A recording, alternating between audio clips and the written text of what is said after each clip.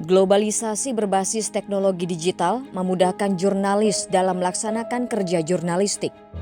Hal ini sangat bermanfaat kala pandemi. Pembatasan aktivitas tatap muka dapat digantikan melalui wawancara virtual. Mengutip pernyataan pada kanal resmi pun bisa jadi langkah verifikasi.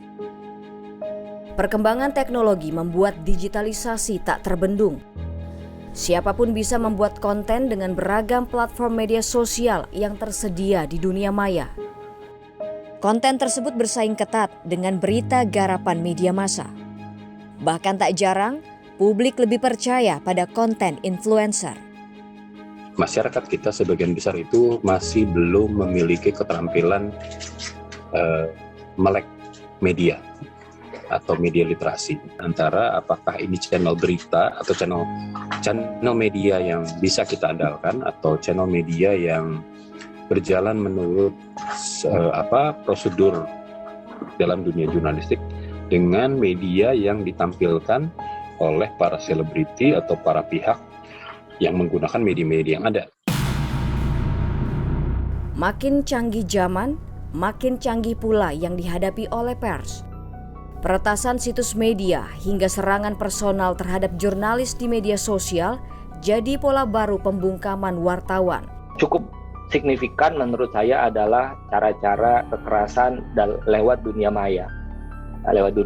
Yaitu ada hacking, ya, jadi situs-situs pemberitaannya di-hacking, lalu kemudian wartawannya kemudian juga di-doxing gitu.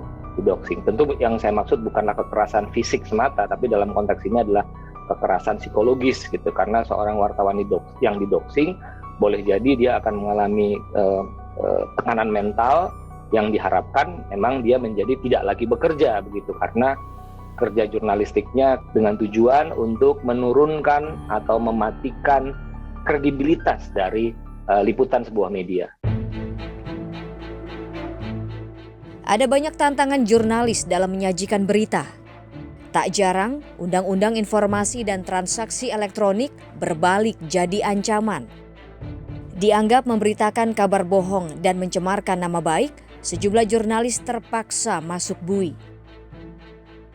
Beberapa negara itu sudah mengambil solusi lebih awal ketimbang kita. Australia misalnya, mereka sudah membuat regulasi news media bargaining costs. Semata-mata ingin melindungi agar media tidak terseret di dalam ekosistem itu dan tetap menjaga fungsinya sebagai pelayan publik dan memproduksi konten yang berkualitas bagi masyarakat umum. Digitalisasi mengubah dunia.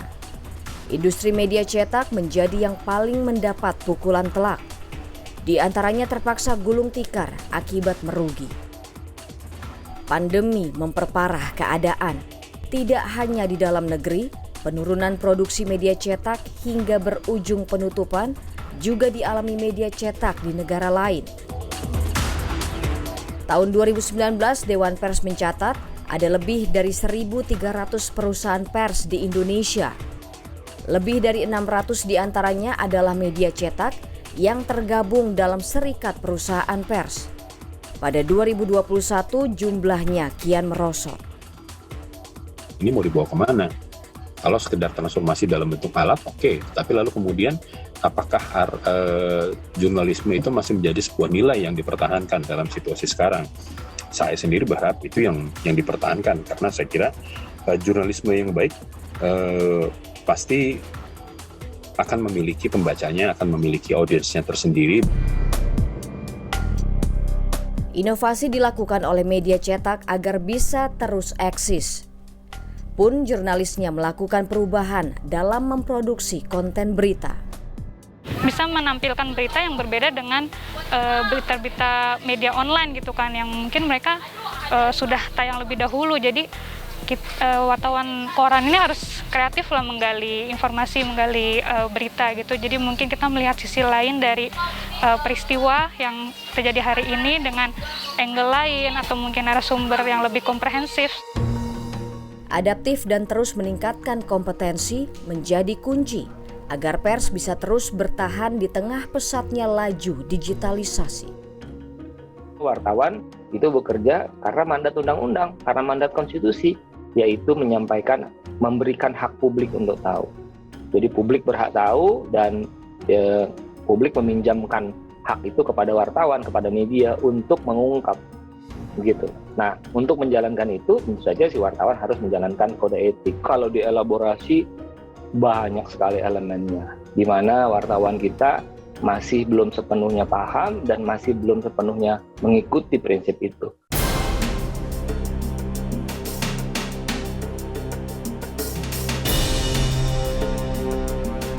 Jangan terseret termakan berita hoak.